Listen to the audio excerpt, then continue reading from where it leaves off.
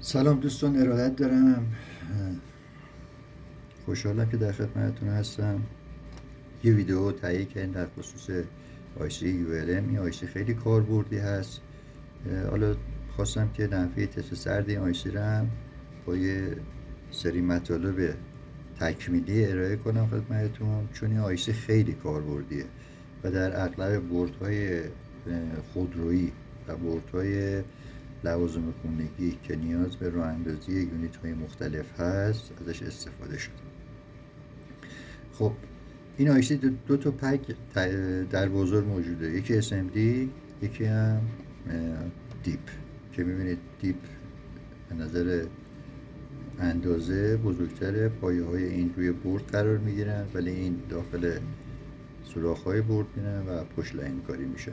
ولی از نظر کار کرد این دوتا آیسی یکی هستن. یعنی شما میتوانی اگر لازم شد با یه رکبی، با یه کلکی، با یه حقه‌ای، مثلا میگم، حالا جلوتر توضیحم کاملتر و مفهومتر خواهد بود، مثلا از این آیسی کمکی این آیسی استفاده کنی، مثلا یا خود این آیسی رو به یه ترتیبی نصب کنی که نیاز نباشه اون آیسی مورد نظر رو که در دسترس نیست مثلا خارج کنی. حالا توضیح میدم خدمتتون.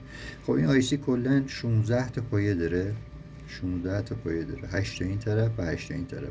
این همین 2003 ULM ولی روی این فیب گذاشتم تا تکون نخوره و بتونم نحوه تستش رو خدمت دوستان ارائه بدم.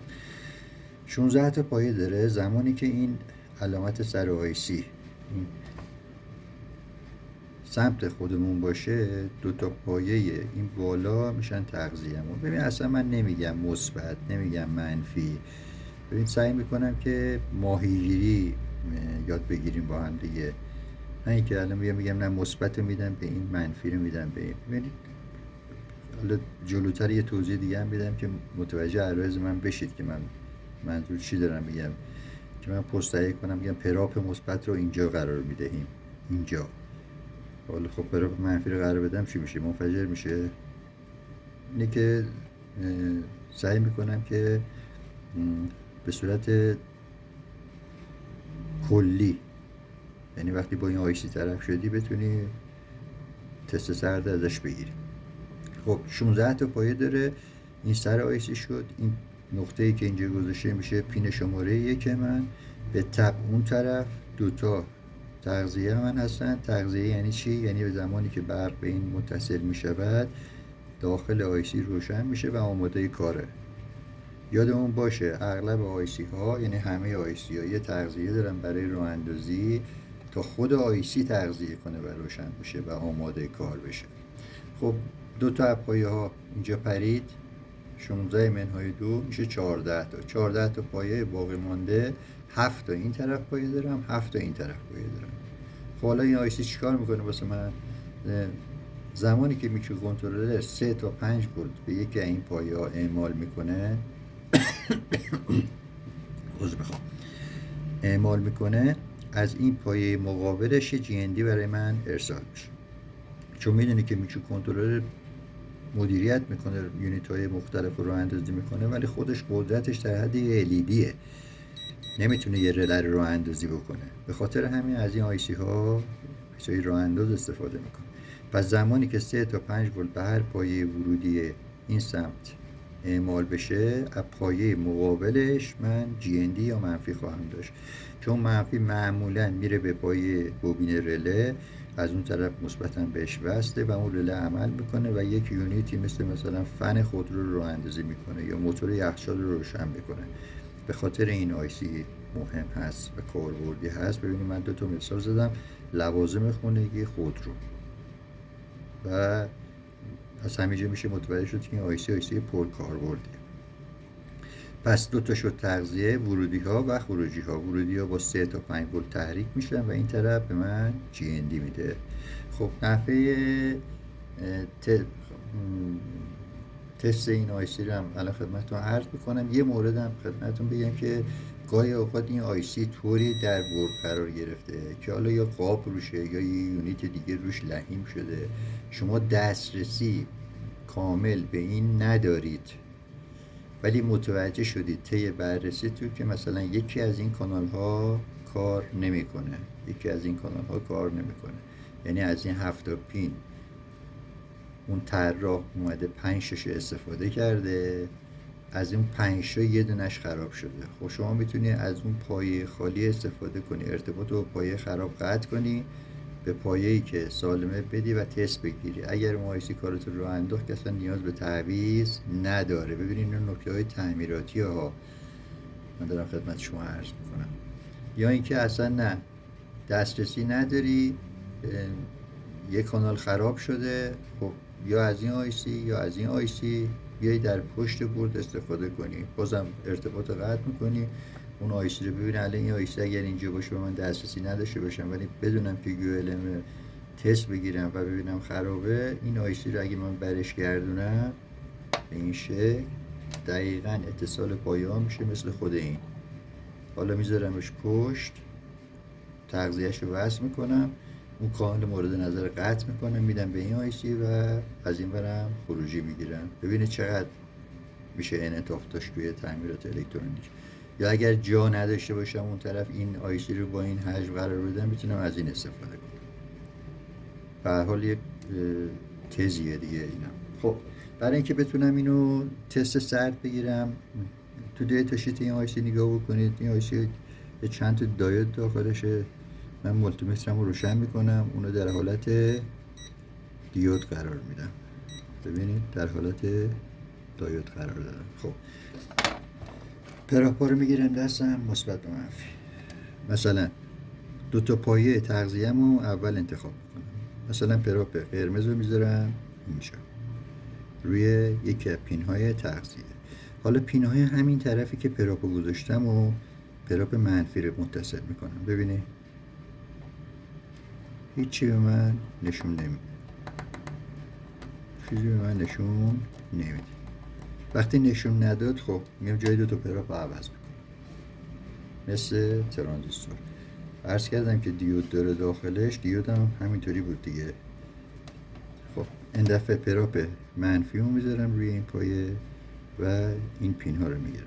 ببینید عدد اومد 774.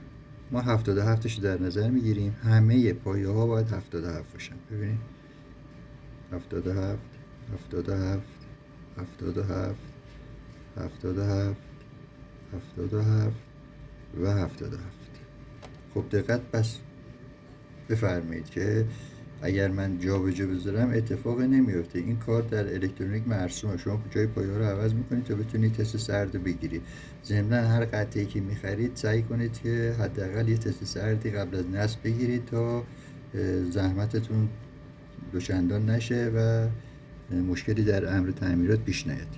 پس این طرف آیسی خروجی های من سالم بود، درسته؟ میام این طرف پراپ رو قرار میدم. ببینید 698 من 69 رو در نظر میگیرم. همه پایه ها باید 69 باشه، عددی غیر از این نباید باشه. 69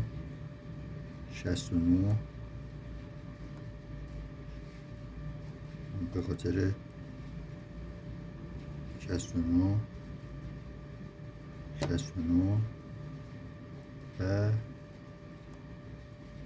این هم 69.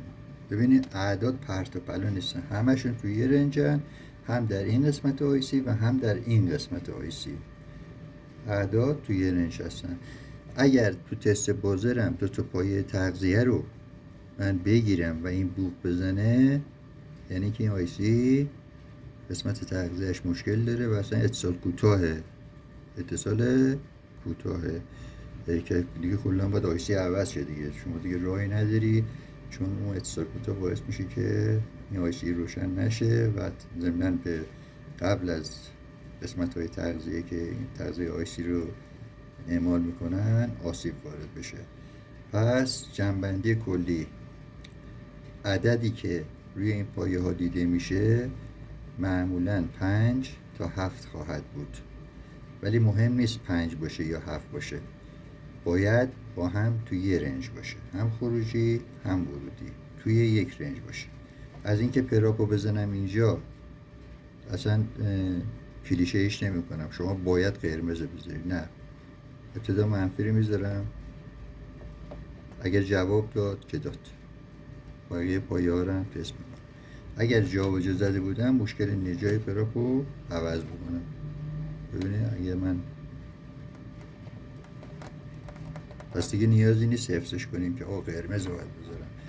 و اصولش هم برمیگرده به این، حالا این دیودای زینر ویدیو قبلی اینجا بود، ببینید گفتم یه کاتود داره یا آنود، داخل اینم گفتم اگه تو شکلش دقت بکنید چند تا دایود داره، یک دیود هرزگرد داره که اتصالات رو برقرار میکنه، تو شکل دیتا شیت مشخصه. این دایودها هم همینجوری تست میشن، قبلا هم عرض کردم. ببینید این طرف با باعث موافق 74، این یکی باعث موافق 69.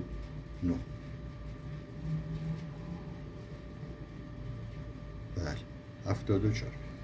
می‌بینید که این اعداد مربوط به مقاومت داخلی این قطعات هستن، این قطعات دایودها هستن و در خصوص ULM همون توضیحاتی که خدمت شما دادم کفایت میکنه. در تست گرمشن به این صورت هست که حالا اگر شد من یه ویدیو هم دوباره تهیه میکنم. من تغذیه این آیسی رو برابر دیتا شیت وصل میکنم، یه 9 ولت 12 ولت به این دو تا پایه اعمال میکنم. وقتی اعمال کردم با منبع تغذیه میام یکی این پایه ها رو، یعنی به ترتیب دیگه شما باید همه پایه ها رو چک کنید، به ترتیب 3 تا 5 ولت این برای اعمال میکنم. این طرف رو پایه رو باید چی داشته باشم؟ GND داشته باشم و همه پایه ها رو دونه دونه تکی و همه پایه ها رو با هم. چرا؟ چون احتمال داره که مثلا به تنهایی تمام کانال ها کار کنن، ولی زمانی که آیسی زیر بار میره و همه کانال ها میخوان فرمان بدن، مصرف کننده ها روشن باشن، یکی از کانال ها از کار بیفته. بعد دقت هم بفرمایید روی بورد گاهی اوقات میبینید که خب طراحی بورد طوری بوده از 2 تا آیسی استفاده کرده، در عوض از این 7 پایه‌ای که اینجا هست از 5 6 استفاده کرده. اگر شما دیدید یک کانالشتون خرابه و کانال بعدی رو اصلا استفاده نکرده، به صورت آزمایشی میتونید از کانال بعدی قبلی که استفاده نکرده استفاده کنید، آزمایش کنید، ببینید که آیسی جواب میده که خب از جواب داد نیازی به تعویضش نیست. ولی اگه جواب نداد حتما باید حالا یا با جایگزین کردن یا آیسی یا با کمک دادن یا آیسی دیگه این مشکل رو حل کنید. از اینکه توجه میکنید و بنده رو حمایت میکنید بسیار بسیار سپاسگزارم. خیلی ممنونم. ان شاءالله سالم و تندرست باشید.